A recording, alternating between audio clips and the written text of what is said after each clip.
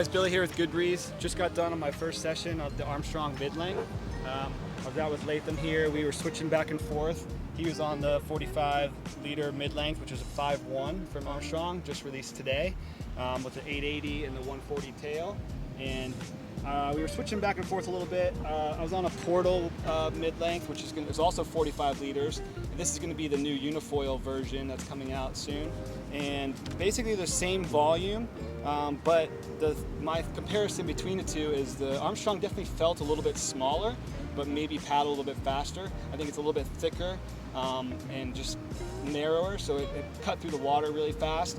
Whereas what's going to be the unifoil version, it has a flatter deck, so probably a little more stable while you're paddling and popping up, but maybe not quite the same speed as paddle and ease of catching waves as the Midlength. A little hard to compare, as we did have a foil drive on this one here with the 1080 front wing, same tail. So we had a little bit bigger front wing and a little bit more drag from the foil drive.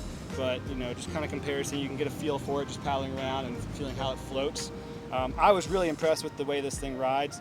I was catching waves with very, very little effort. I was catching waves I never would have ever caught on my normal prone board. So I was really impressed with that.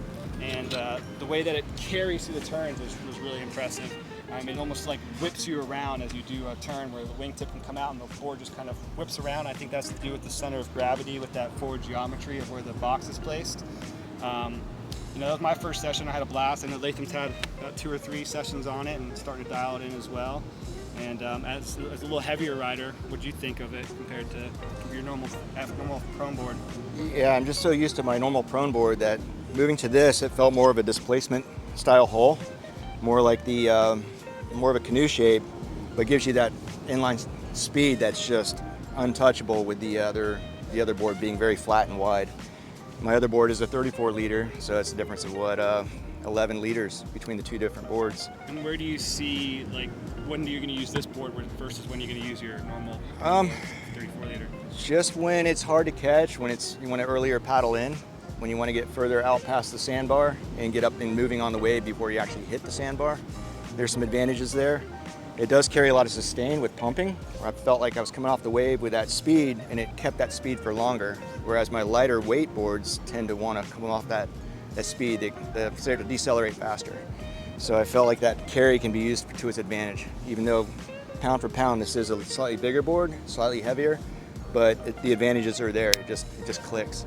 And it feels like a solid unit altogether with this setup. And this is my bread and butter setup for my standard prone surfing board. Yeah, that felt perfect for me in these conditions. I think the same thing. If it's a little bit tricky, like you're looking at it, it might be hard to catch, this is definitely hands down the board to go. If it looks like it's an easy takeoff and you're going to have no problem catching waves, you want something a little lighter and smaller under your feet, then the normal, smaller prone board would probably be the ticket. But I feel like I can use this in those conditions too if I for want sure. to. It wouldn't really be holding you back that much, especially if you're intermediate or below. If you're really advanced and trying to do real aggressive stuff, it might be nice to have that flatter board based on your feet and a little bit lighter. But overall, I think this can be quiver for almost anything.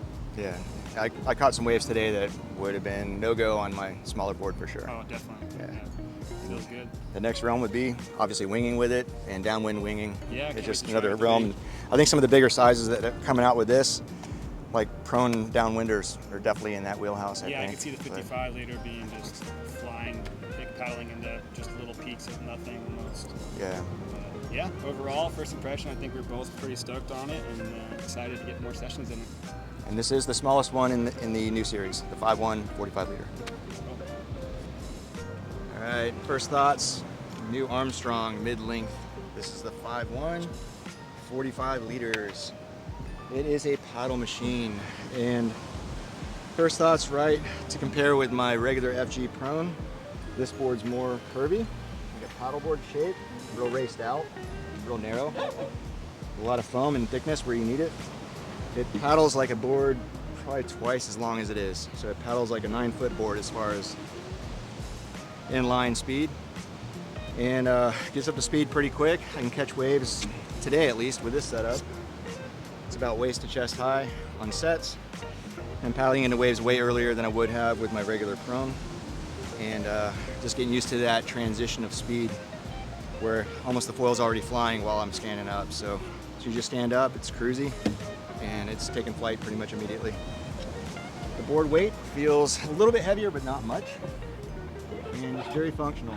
Here's a lot of sustain through pumping, and feels good underfoot.